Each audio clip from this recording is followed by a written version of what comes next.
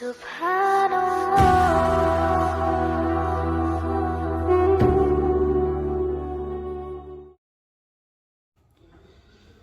اس سے پہلے اللہ تبارک و تعالیٰ کی ذات سے متعلق بات آئی تھی۔ انشاءاللہ آج اللہ کی صفات سے متعلق گفتگو ہوگی۔ صفت کا آسان مفہوم عام فہم زبان میں صفت کہتے ہیں کوالٹی کو، چاہے اچھی ہو یا بری۔ اللہ کی صفات سے متعلق دو چیزیں ذہن میں رکھنی چاہیے۔ سب سے پہلی چیز یہ کہ جس طرح اللہ کی ذات قدیم ہے، ہمیشہ سے ہے، ہمیشہ رہیں گی، ویسے اللہ کی صفات بھی قدیم ہیں، ہمیشہ سے ہیں، ہمیشہ رہیں گی۔ جیسے خالق اللہ کی صفت ہے، تو اللہ تبارک و تعالی خالق اس وقت بھی تھے جب کہ مخلوق نہیں تھی۔ اللہ کی صفت خالقیت اس وقت بھی تھی جب کہ مخلوق نہیں تھی، اگرچہ صفت خالقیت کا ظہور اس وقت ہوا جب مخلوق کو پیدا کرنے کا اللہ تبارک و تعالی نے ارادہ کیا، لیکن اس کا مطلب یہ نہیں کہ اس سے پہلے اللہ تبارک و تعالی کی ذات جو ہے وہ صفت خالقیت سے خالی تھی، بلکہ جب مخلوق کا وجود نہیں تھا تب بھی اللہ تبارک و تعالی صفت خالقیت سے متصف تھے۔ دوسری چیز، صفات کے بارے میں یہ ذہن میں رکھنی چاہیے کہ صفات نہ تو اللہ کی ذات کا عین ہے، نہ اللہ کی ذات کا غیر ہے۔ صفت کا وجود بغیر ذات کے نہیں ہوتا، تو اللہ کی صفات اللہ کی ذات سے جڑی ہے، اور جس طرح اللہ کی ذات مخلوق نہیں ہے ویسے صفات اللہ کی صفات بھی مخلوق نہیں ہے۔ تو یہ دونوں چیزیں ذہن میں رکھنے کے بعد، پہلی چیز کہ صفات ہمیشہ سے ہے، جیسے اللہ کی ذات ہمیشہ سے ہے۔ دوسری چیز، صفات نہ تو اللہ کی ذات کا عین ہے، کیونکہ ذات سے زائد چیز کا نام صفت ہے، اور نہ اللہ کی ذات کا غیر ہے، بلکہ صفات ذات ہی کے ضمن میں پائی جاتی ہیں۔ یہ دونوں چیزیں ذہن میں رکھیں، پھر اس کے بعد سمجھیں کہ اللہ تبارک و تعالیٰ کی صفات دو طرح کی ہوتی ہیں، صفات محکمات اور صفات مشتبہات۔ محکمات ان صفات کو کہتے ہیں جن کے معانی واضح ہو، سنتے ہی سمجھ میں آ جائیں، جیسے علم ہے، قدرت ہے، حیات ہے، یہ صفات محکمات ہیں۔ اور بعض وہ صفات جن کے معانی واضح نہ ہو، یا جن کے بارے میں ہم یہ کہتے ہیں، ہمارا عقیدہ یہ ہے کہ اس کی کیفیت کا علم اللہ ہی کو ہے، جیسے اللہ کے لیے وجہ کا ثبوت، اللہ کے لیے ید کا ثبوت، اللہ کے لیے ساق کا ثبوت، کہ نصوص سے، قرآن و حدیث سے ان چیزوں کا ثبوت تو اللہ کے لیے ثابت ہے، مگر اس کی کیفیت کا کیا ہے اس کا علم ہمیں نہیں ہے۔ تو یہ صفات مشتبہات ہیں۔ صفات محکمات دو طرح کی ہیں، ایک ہے صفات ذاتیہ اور دوسرے ہیں صفات فعلیہ۔ صفات ذاتیہ ان صفات کو کہتے ہیں جو اللہ کی ذات سے کبھی جدا نہیں ہوتی، جس کی ضد کا اللہ کے بارے میں تصور نہیں کیا جا سکتا، جس کی ضد کا اللہ کے بارے میں تصور نہیں کیا جا سکتا، وہ اللہ تبارک و تعالیٰ کے لیے اللہ کے لیے لازم ہے۔ جیسے حیات اللہ کی صفات ذاتیہ میں سے ایک صفت ہے، حیات کے علاوہ 6 اور صفات ہیں جو صفات ذاتیہ میں شمار کی جاتی ہے، تو ٹوٹل صفات ذاتیہ 7 ہیں۔ حیات کی پہلی صفت ہے، حیات کی ضد ہے موت۔ اللہ کی ذات موت سے پاک ہے، فنا سے پاک ہے۔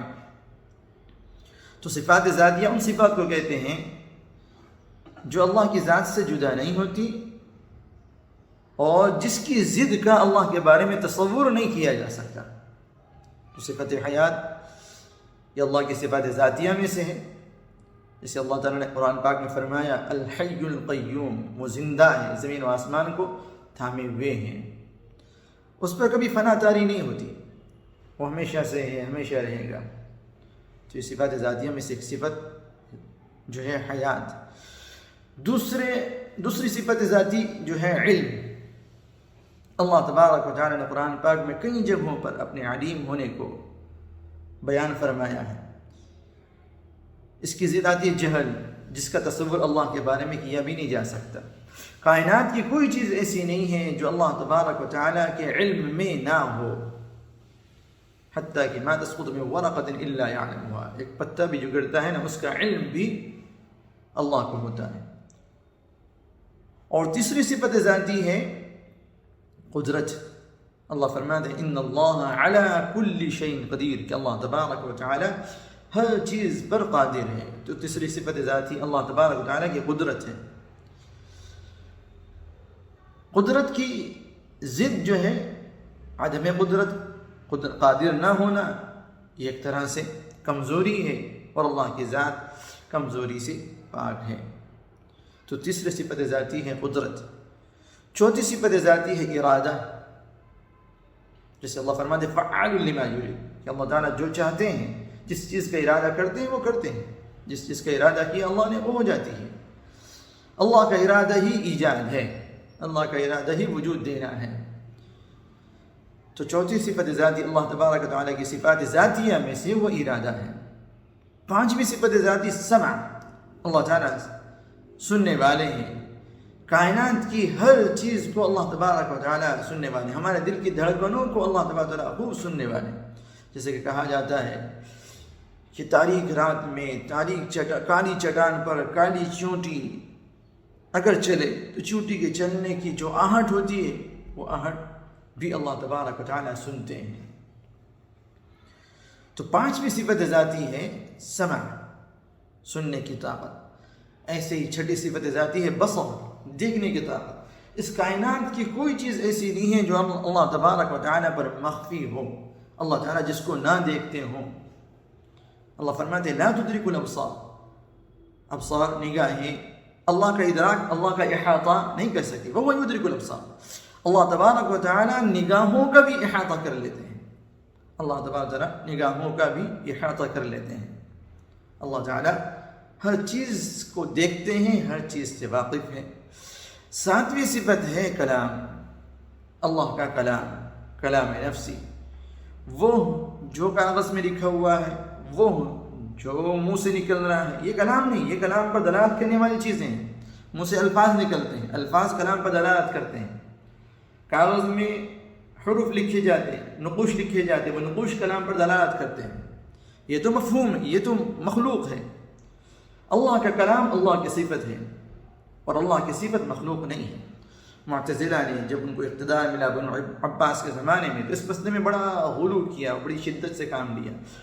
علماء نے بڑی تکلیفیں برداشت کی۔ امام احمد بن حنبل رحمۃ اللہ علیہ نے قرآن اللہ کا کلام ہے اور اللہ کا کلام مخلوق نہیں ہے، اس بات کو بڑی قوت سے بیان کیا، اور اس کے لیے بڑی تکلیفیں برداشت کی۔ اتنے کوڑے، ایسے کوڑے مارے جاتے تھے کہ اگر ہاتھی کو بھی مارے جائیں تو وہ بھی بلبلا جائے۔ لیکن امام احمد بن حنبل رحمۃ اللہ علیہ استقامت کے پہاڑ جمے ہوئے تھے، استقامت کے پہاڑ تھے، جمے ہوئے تھے، اپنی زبان سے یہ نکالنا تک گوارا نہیں کیا کہ قرآن مخلوق ہے، اللہ کا کلام مخلوق ہے، اللہ کی صفات مخلوق ہے، جیسا کہ معتزلہ کا عقیدہ تھا۔ زبان سے یہ نکالنا تک بھی گوارا نہیں کیا۔ تو کلام کی ساتویں صفت ذاتی ہے۔ یہ سات صفات ذاتیہ ہیں۔ اس کے علاوہ جو ہے وہ صفات فعلیہ ہیں۔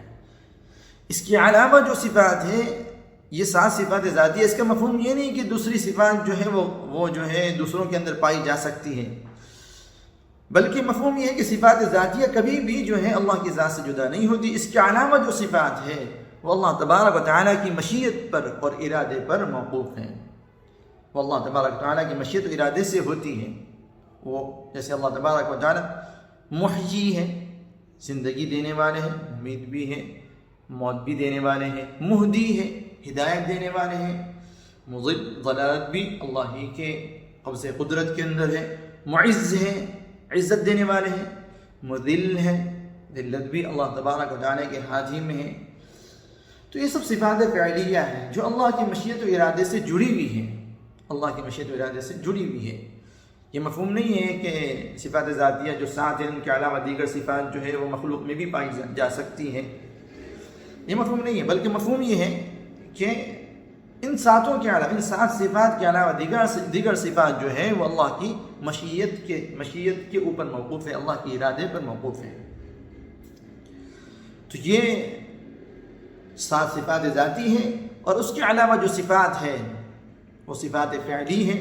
صفات فعلی میں ضد کا تصور ممکن ہے، صفات کے ساتھ ساتھ صفات کی ضد بھی پائے جائیں، یہ اللہ کی ذات میں ممکن ہے، جیسے موت دینا، زندگی دینا، ہدایت دینا، گمراہ کرنا، عزت دینا، ذلت دینا، رزق دینا، رزق میں تنگی کرنا، یہ یعنی صفات فعلیہ کے اندر جو ہے وہ ضد کا تصور ہو سکتا ہے، لیکن صفات ذاتیہ میں ضد کا تصور ہی نہیں۔